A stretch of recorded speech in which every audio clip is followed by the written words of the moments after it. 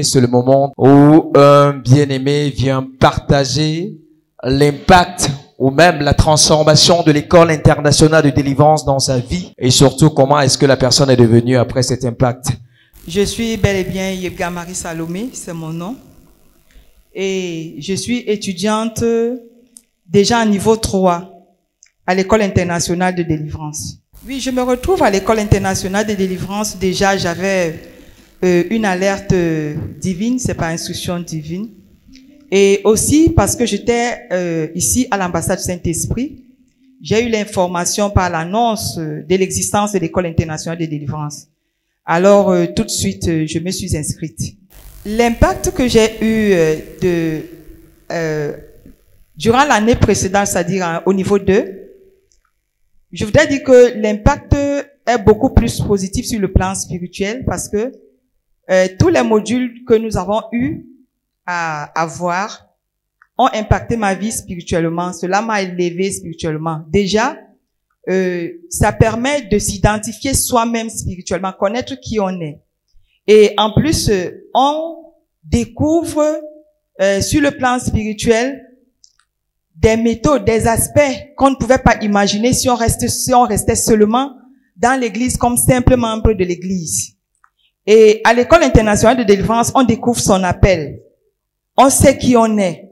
Et on entre directement dans son appel parce que on commence à développer des dons grâce aux enseignements qu'on reçoit.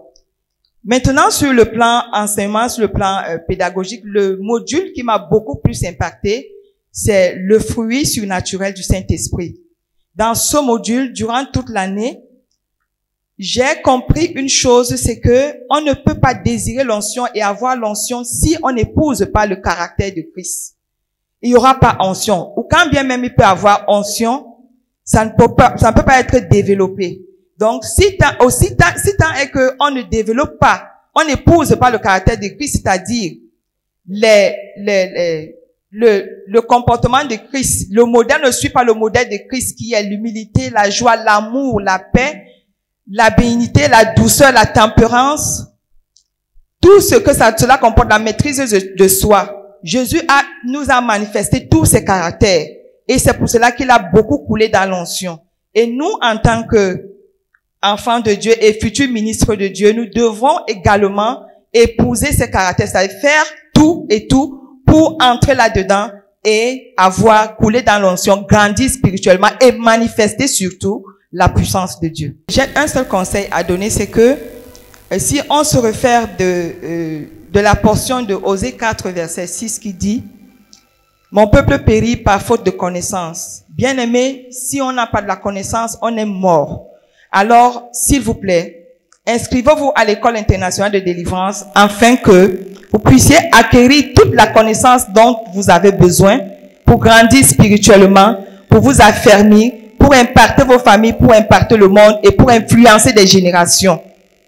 Amen. Est-ce qu'on peut encore acclamer le Seigneur?